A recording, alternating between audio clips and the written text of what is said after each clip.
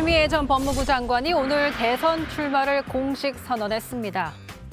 저는 제1야당의 당대표로서 여러분과 함께 촛불광장에 있었습니다. 촛불 시민께 사회 대개혁을 약속드렸습니다. 그 약속을 잊지 않았습니다. 촛불 다시 시작! 추미애와 함께 외쳐주시기 바랍니다.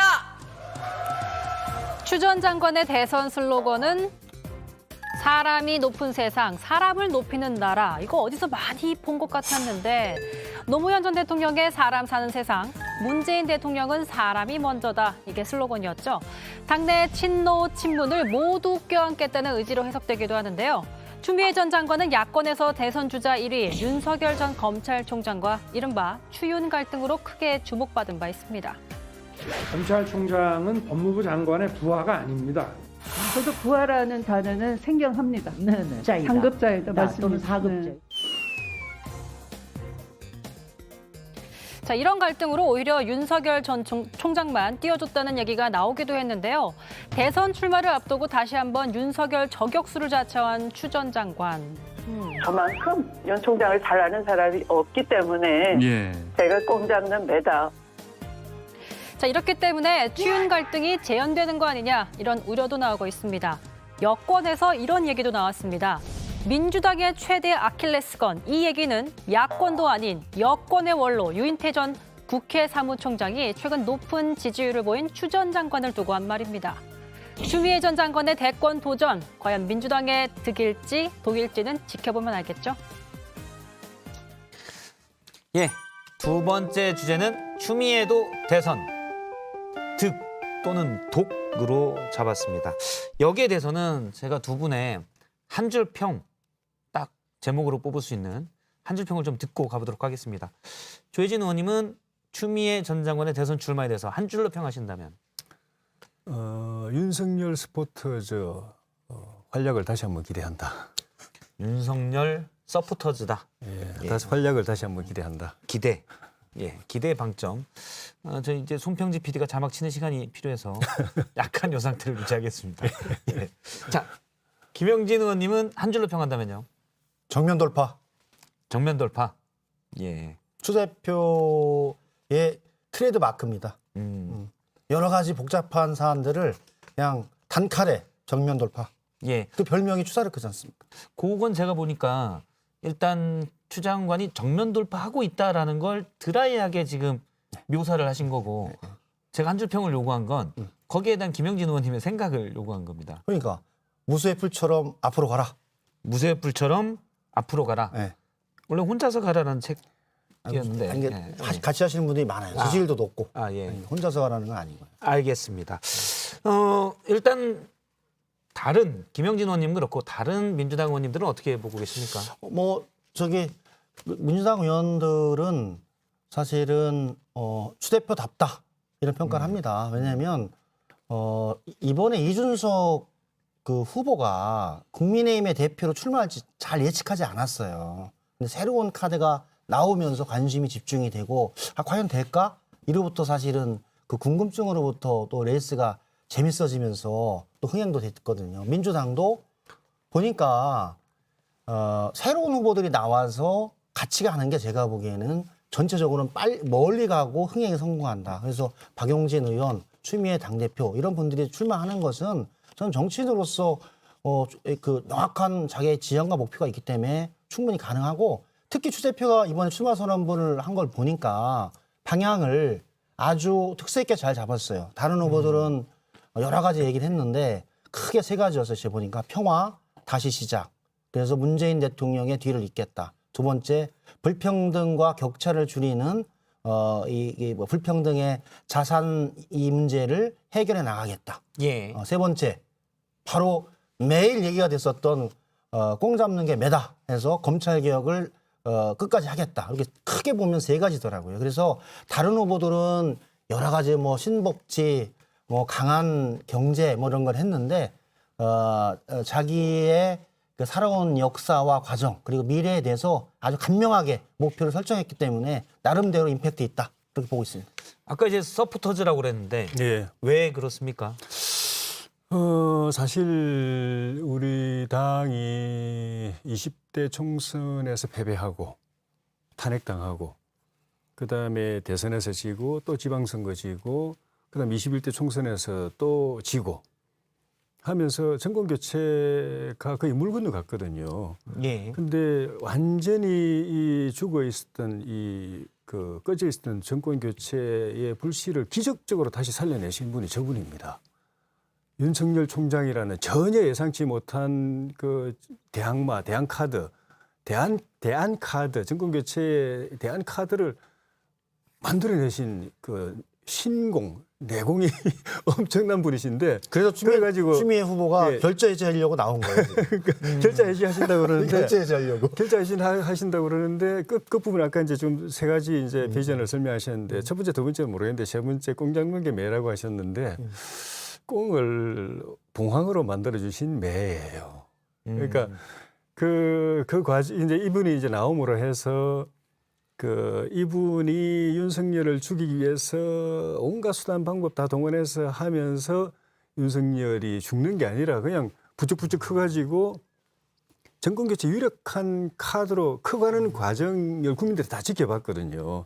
저기 법무장관 임명되자마자 뭐 그 기구 해체하고 총장 손발 자르고 그다음 주위 친문 검사들 포위시켜가지고 막 압박하고 그러도 안 되니까 또 징계도 무리하게 밀어붙이고 뭐 수사해서 감옥 보내려고 하다가도 또 안 되고 그 과정에서 국민들이 사실은 조국 예. 때부터 시작했지만은 마음이 돌아서 버렸거든요. 근데 지금 조혜진 의원이 말씀하신 대로 윤석열 전 총장을 키운 게 예, 예를 들어 뭐 팔알은 바람이 아니고 어쨌든 예. 추 장관이다. 예, 그러면 그러면 다시 돌려서 생각하면 윤 전 총장은 결국은 반사체다. 예. 본인이 빛을 발한 게 아니라 추 장관이 빛을 비친 거다. 이렇게도 볼 수 있지 않습니까? 정치권은 그게 참 묘해요. 그러니까 이번에 이준석 그 대표도 마찬가지지만은 예상치 않았던 다크호스가 뜹니다. 그런데 그게 바람이 작용을 해요. 그런데 바람이 여러 사람들 가운데 굳이 특정한 사람을 지목해가지고 낙점해가지고 그냥 부양을 시킵니다. 근데 나중에 알고 보면 그 많은 사람들 중에 왜 굳이 저 사람이 떴을까? 그 이유가 있는 거예요. 윤석열 총장이 뜬 데도 이유가 있고 이준석 후보가 그 바람 처음에 김웅 후보 쪽으로 예. 갔었잖아요. 김웅 의원 쪽으로 갔었잖아요. 바람이. 그러다가 순식간에 이쪽으로 갔거든요. 그러니까 제가 보기에는 이유가 있는 겁니다. 저는 예. 그래서 예. 요새 이제 마치 하늘 높은 줄 모르고 올라갈 것 같았던 윤석열 전 총장의 지지율이 정체와 하락 국면에 들어왔잖아요. 그건 몰라요. 아닌가 내려왔잖아요. 그러니까 예. 저번 주. 그러면서 근데 다른 조사에 사실은 오르막이 있으면 내리막이 있다. 그래서 윤 총장도 아까 말씀드렸듯이 저번에 인사청문회 또 그다음에 국정감사를 통해서 그 지지율이 올라가고 또 그 선명한 모습 때문에 올라갔지만 이제 자기의 능력으로 보여주지 않으면 그 반사체적인 말씀하셨듯이 반사체적인 이 빛이 과연 어디까지 갈 것인가에 대한 이 길목에 서 있다라고 봐요. 그래서 저는 그것이 그 추미애 전 장관이 있어서 혹은 없어서의 문제가 아니라 이제는 윤석열의 문제가 됐다. 그래서 자기가 자기 스스로 해결해야지 그걸 또 제3자의 도움을 받는 그런 건 안 된다. 추 장관의 길을 갈 것이다라고 저는 확실히 봅니다. 근데 추 장관이 그 길을 부분은- 가는데 이제 또 도움을 줄까 봐. 사람들이 지금 말씀하신 대로. 제가 보기에는 정치 국회의원 5선에 예. 판사에 당대표에 장관을 했기 때문에 여러 가지 수를 가지고 대응할 거라고 봐요. 그 내공으로 이 평범한 검사 윤석열을 대통령 유력 그 주자로 만들어냈잖아요. 그러니까 제가 볼 때는 윤석열 총장의 뭐랄까 이게 변수라고 할까 그거는 제가 볼 때는 최재형 그 감사원장의 출마 그거 하나고 왜냐하면은 윤석열 총장이 반사체란 의미는 역으로 보면은 윤석열 총장을 어떻게든 끄집어 끌어내서 반드시 정권을 바꾸려고 하는 이 그 흐름이 존재한다는 의미거든요. 그 민심, 그 여론 계층이 존재한다는 의미고 그게 이제 바람을 일으키는 것이고 그게 실체가 이제 우리 보수와 중도 그리고 호남 일부, 2030 또 진보 일부가 그 염원으로 지금 똘똘 뭉쳐 있는 거거든요. 우리 당하고는 사실 이게 거리가 먼 사람들이었는데 정권 교체해야 된다는 것 때문에 그냥 완전히 그냥 이렇게 딱 연대가 돼 있는데 이 바람은 3월 9일 날 정권교체 대통령 선거 해가지고 정권교체 이룰 때까지는 안 흩어집니다. 제가 보기엔 이제 그래서 윤석열 총장이 그래- 설령 조금 실수하고 시행착오를 하더라도 다른 대안이 나타나지 않는 정치는 이상은 항상 그런 그대로 갑니다. 정치는 항상 그런 희망사항을 가지고 해요. 예. 희망사항을 가지고 하죠. 마치 윤석열이 구세주인 것처럼 생각하지만 근래 한 2주 사이에 보면 또 간을 보기 시작했어요. 윤석열이 구세주가 아니고 이 바람이 구세주입니다. 아닌가. 바람이. 이 상황에서 국민의힘은 또다시 간을 보기 시작했어요. 윤석열이냐, 최재형이냐, 유승민이냐, 홍준표냐. 아무나 해도 된다. 이렇게 하면서 한마디로 또 버린 카드로 버리고 있어요. 그러니까 윤석열이 보기에 가까 하다가 저 친구들이 나의 친구가 아니네. 과연 저기 가서 내가 토사구팽 되지 않을까라고 지금 제가 보기에는 판단하면서 입당을 얘기했었던 이동훈 대변인을 열흘 만에 정리했잖아요.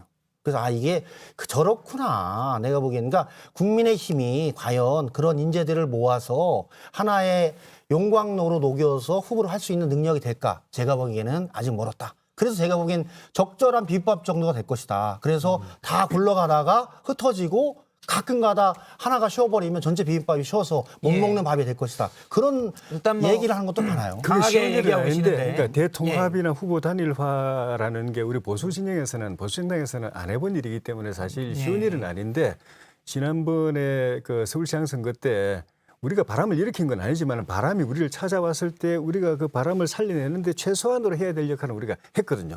통합의 플랫폼으로서 그 당내 경선 제대로 문제없이 해내고 안철수 후보하고 마지막 단일화 해내는 그 작업을 우리 국민의힘이 해낸 거예요. 이제 예. 그 정도는 할 줄 아는 역량이 된 잠시만요. 겁니다. 지금 뭐 시청자 댓글이 올라 있어서 제가 잠깐 소개드리면 뭐 다양한 의견이 있는데 그중 하나입니다. 예. 다른 의견도 있고요.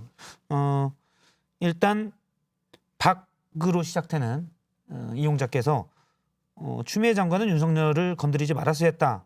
이런 얘기도 보이고요. 알겠습니다. 민주당 지지자시네 보니까. 예. 그다음에 다른 분께서는